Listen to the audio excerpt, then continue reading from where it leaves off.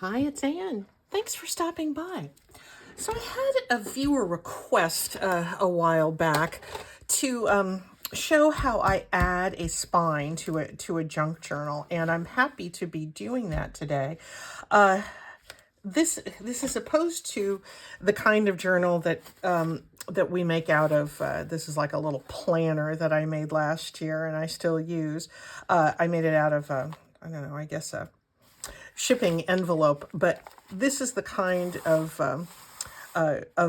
journal that is just one piece that's folded, and you stitch in one signature in the spine.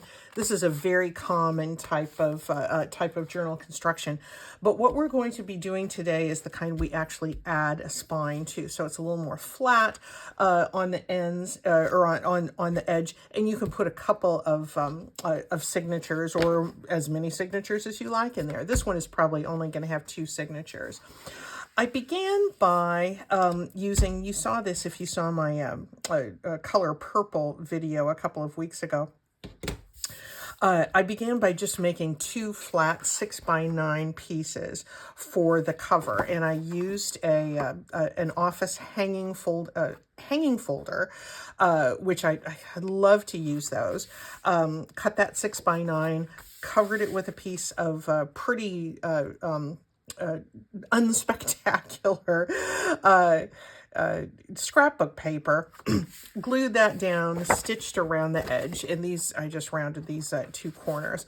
This left-hand side is going to be the spine, is going to attach to the spine.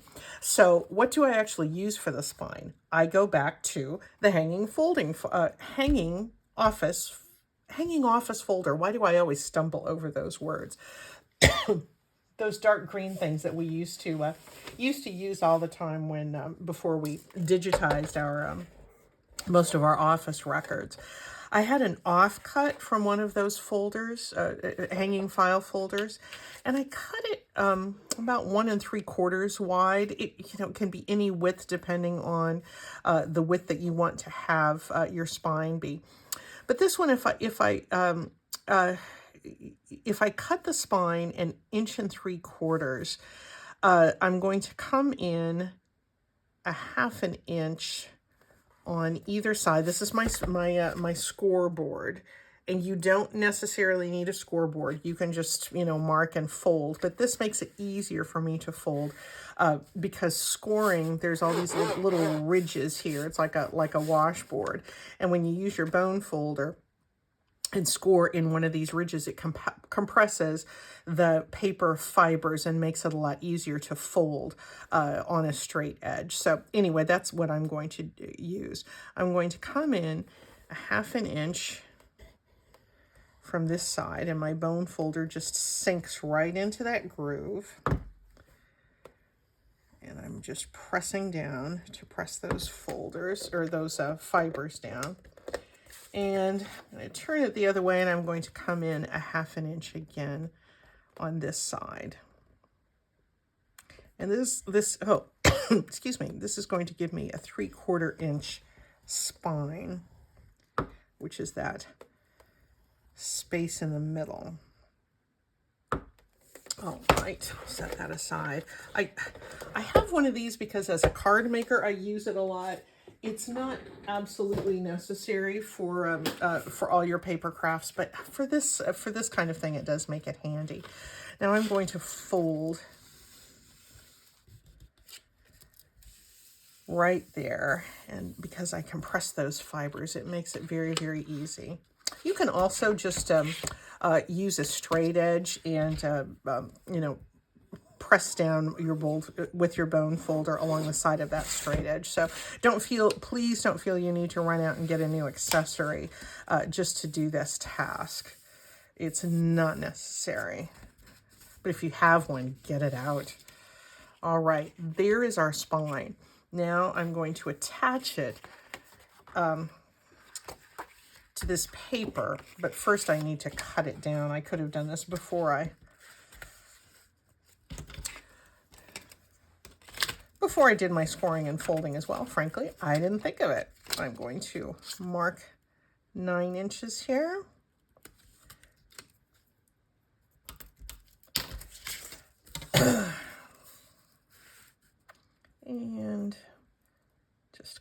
off even with that 9-inch mark.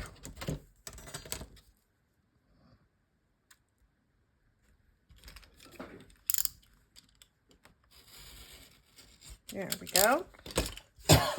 Excuse me. There we go.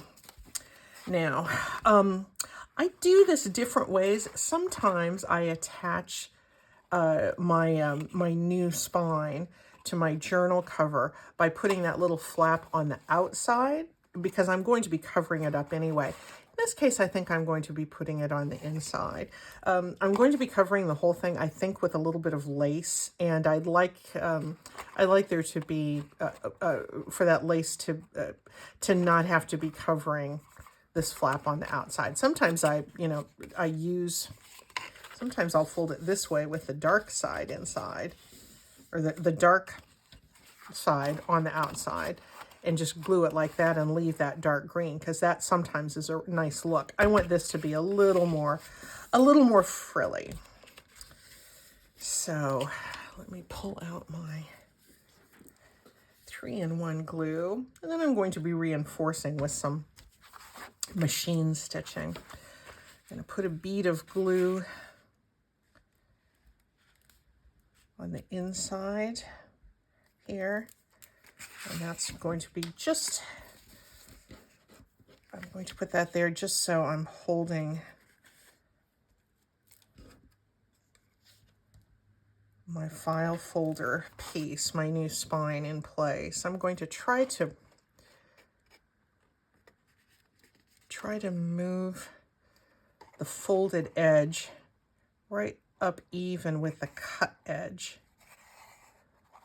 Whoops, Anne. I didn't get that very good, did I? Probably easier if I go flat with it. Yeah, that's much easier. Well, look, we're improving the process in real time here. I wanted to fold it so you could kind of see how the spine was forming, but actually it is easier. Now that I'm doing it on camera, I realize it's easier to just get your cover right up to that folded edge and do that flat. I'm going to go ahead and do the other side.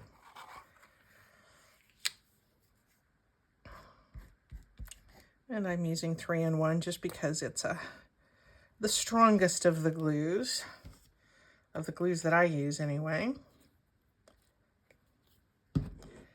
Spread this out with my finger a little bit. And let's use that improved process and lay that new spine flat. There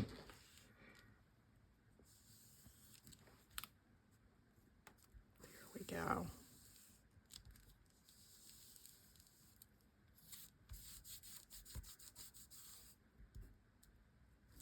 And there's a tiny, tiny bit that's sticking out there. Why don't I go ahead and cut that off?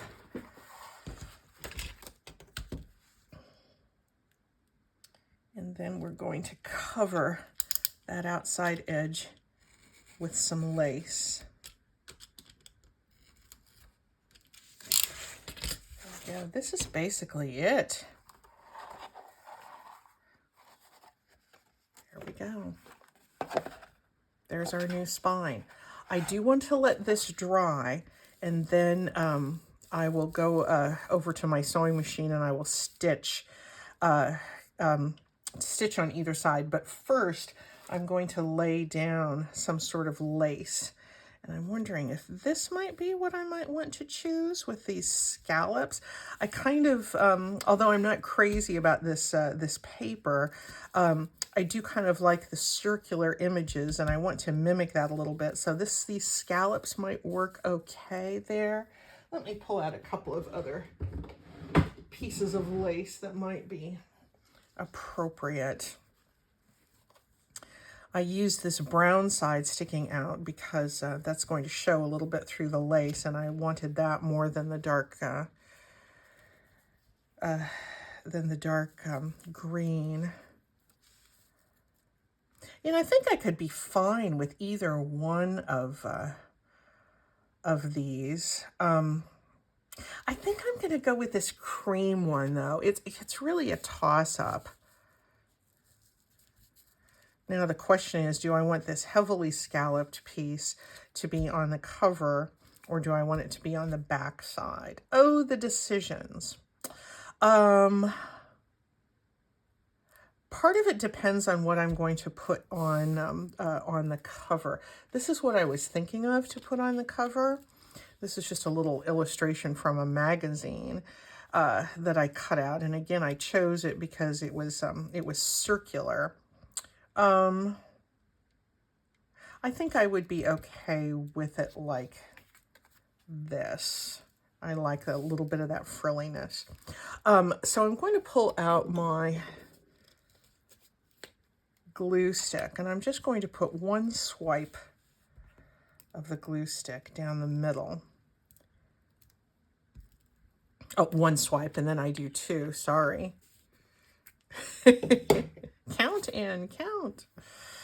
And just sort of going to mount this here. And then I'm going to let this sit for a little bit. Before I come back, I will do some machine stitching along here. And then you can kind of see how that finishing of the spine comes about. And then we'll finish the front, and maybe we'll even stitch in some signatures. We'll see you in a minute. Well, that was certainly easy. Look at this lovely little spine. Can you see that? I feel like it just looks so nice. I like that kind of brown craft color showing through. And all I did was that I stitched along this scalloped edge and this scalloped edge, and then here and here, not on the spine itself, but on the actual pages. You can see from this side where I stitched. I did, on the back side, I did one straight line and one zigzag line. And then these are the scallops, but you can see with a little bit of an exception down here, I got into the spine area, but it's going to fold easily. That doesn't stiffen up that fold at all. So that is just how easy that is to add a spine. Let's go ahead and finish this. Shall we do that? I think I'd like to go to the cover because I agonize a lot over toppers, journal toppers, and we always have to agonize over something, right? And but this one I thought was cute. I liked the little touch of purple. I liked the fact that it was that sort of dull purple, that kind of muted purple, and not a vibrant 11-year-old girl kind of purple. No disrespect at all to 11-year-old girls, but you know what what I'm talking about, that really bright tween color that you see every time you go through Target. I thought this was kind of nice, and again, I liked the circle motif to sort of repeat this. Did I need any kind of a word on there? It's awfully nice to have words on the front of journals or a date. I have a whole bunch of these. These are from digital of Tina's from Shabby Dabby Doodah. And I thought maybe this could mount here, but you know what? I'm going to cover up those birds if I put it in the middle. It looks tacked on. If it's elsewhere, that's way too low. I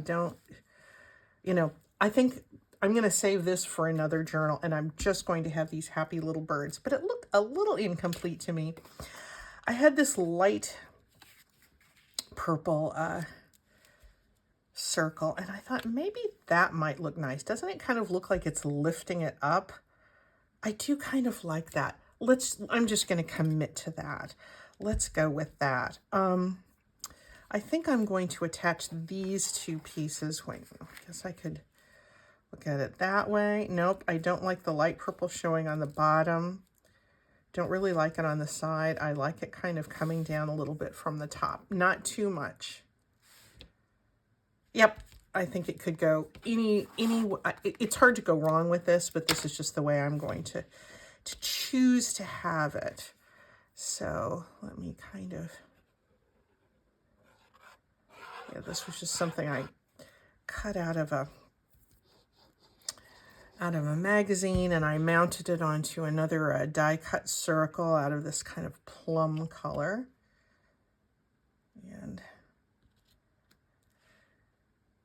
And this bottom, this little grounding circle is not so thick that it's going to mess up the gluing down process of this part that's sticking, you know, there's not a big drop off there. It's not like I was mounting corrugated cardboard or something really thick there.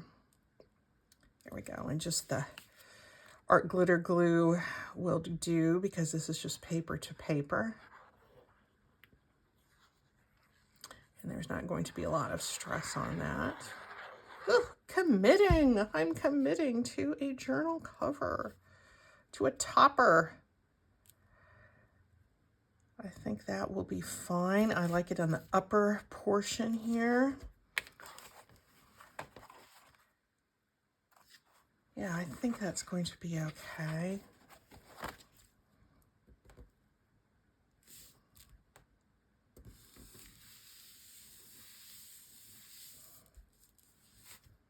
Yeah, I think I'm okay with that. When I cut this out of the magazine, because it was part of a page layout, there was like a little bit of something in the photograph that was on top there. Yeah, I'm just leaving it. I'm just leaving it. I don't mind at all having something there, because this is not supposed to be perfect. This is a picture out of a magazine. And if people think, oh, that makes it look like it's out of a magazine, guess what? You are correct in that assumption. There we go. Let's finish the inside. I have cut, just because I didn't want to have you be bored silly watching me do this. I cut some pieces of music page because this looked, you know, kind of frilly and pretty. I liked the delicacy of a music page here, covering up the inside cover. And I realized I cut them a little bit short here. I could center them, because I wouldn't mind having that stitching showing around the outside, but I think I'm going to come in a little bit closer to the edge, because I am going to be putting some pockets here. So we have a lot of exposed stitching here. I think I'm going to bring these closer to the edge and be okay with that. Before I do that, do I want to cover the inside of this spine? I have a piece of coffee dyed muslin here, and that could go there. It might not be strictly necessary. But I think I'm going to add that in, mainly just so you can kind of see how that can work. There could be journals where I want that addition more than others. This muslin is rather thickly coffee dyed, to the point where it's almost crisp, like it's been starched. Now I could stitch it in.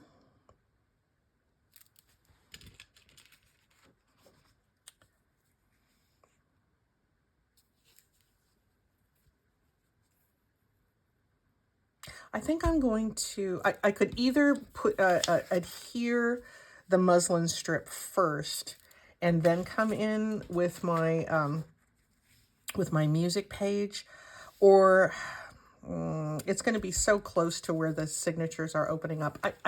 Either way would really be fine. I think I'm going to choose to put this in last. Yeah, why don't I would say, why don't I? Like I need to be arguing with myself or something. I think I'm going to just put a few swipes of glue stick here, and then come around the edge with my art glitter glue.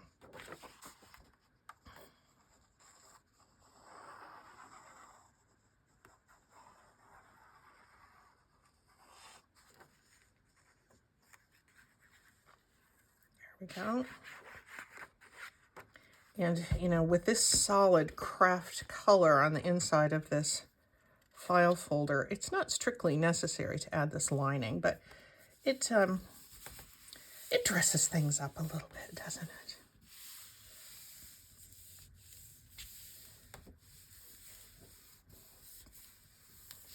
There we go. And let's do the same over here.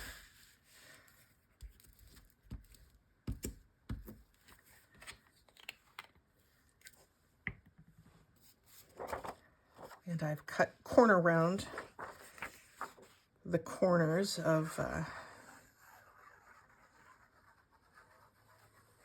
the outside edges of this music page. And then we'll put some pockets in. And just a thin bead of glue will be fine.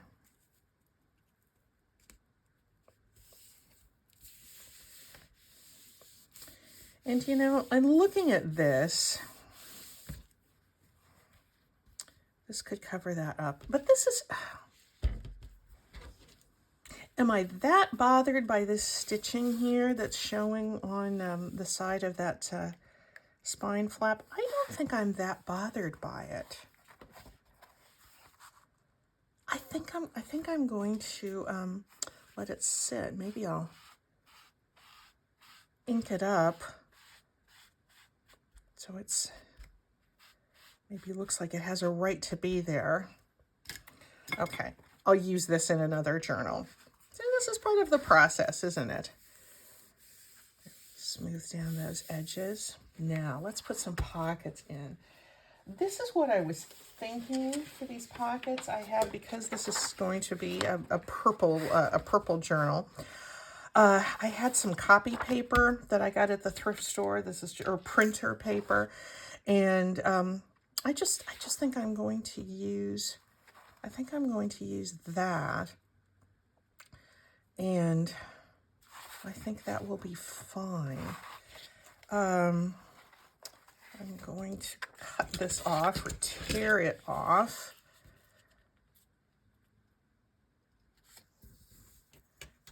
About 7 inches across. Maybe a little bit less than that, maybe 6.5 inches across. And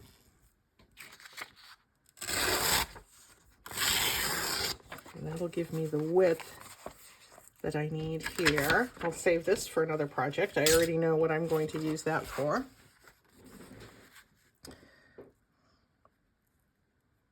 And these are not going to be deep pockets.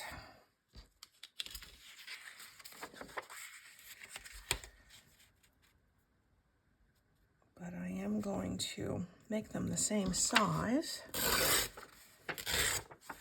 There we go. Now each one, I'm going to reinforce the top edge by making that a double thickness there in each case.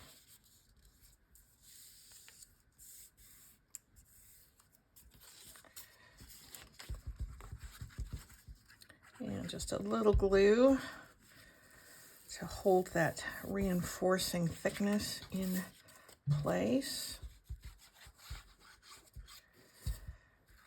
And then I'll make, you can see it's wider than it needs to be.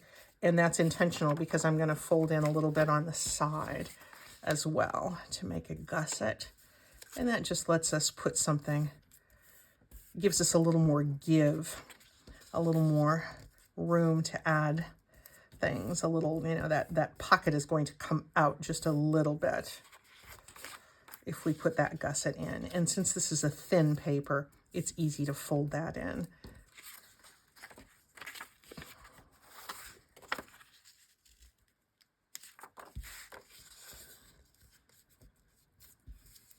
How did I do on my size guessing? Yeah, I think I'm okay with that. Is this going to be okay? Yeah, that'll be fine. Let me do just a little bit of inking and then we'll get these in place. I am going to, since this is the top edge of my pocket, and just going to cut a little V there.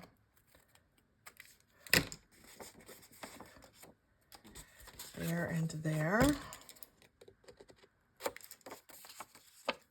And that helps us prevent that extra edge from showing at the top of the pocket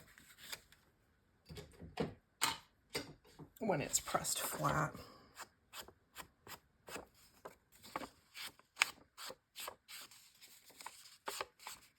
Speaking of the top of the pocket, why don't I cut a little bit of a thumb notch in the top. This is pretty thin paper, so I can put all 4 thicknesses together and come in with my circle punch and do just a little hint of a thumb notch there, indicating that this is indeed a pocket.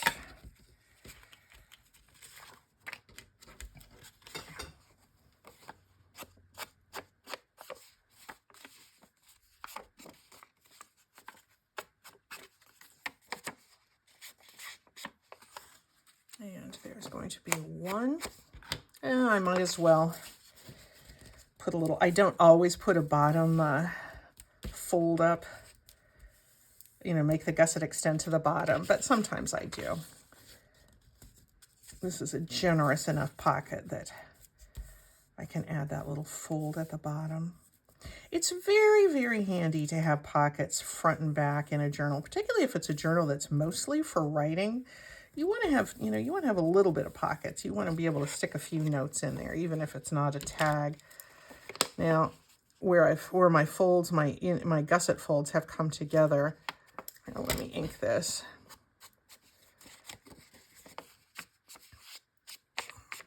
So you can see where those folds intersect. There we go. I always come through and do just a little bit of trimming there, right to that point. And that's going to relieve some of the bulk there.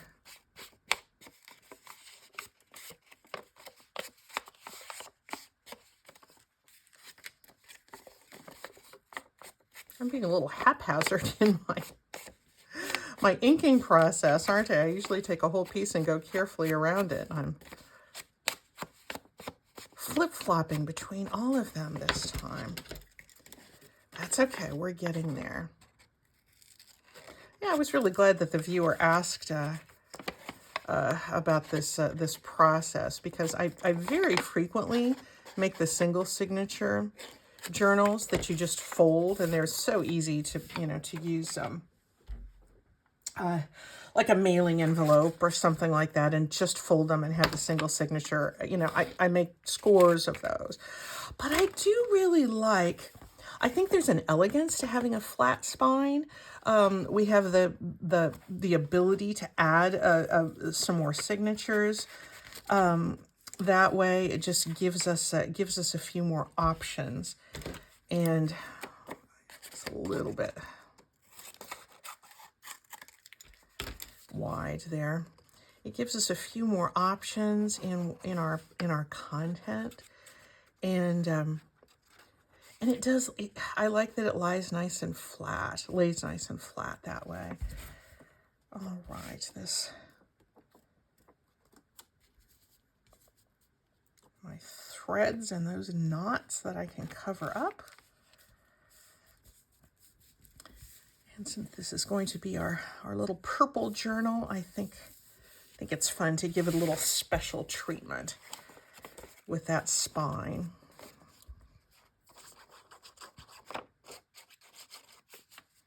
So thank you for asking that. I wish I could remember who it was that did the asking. It's been quite a while ago.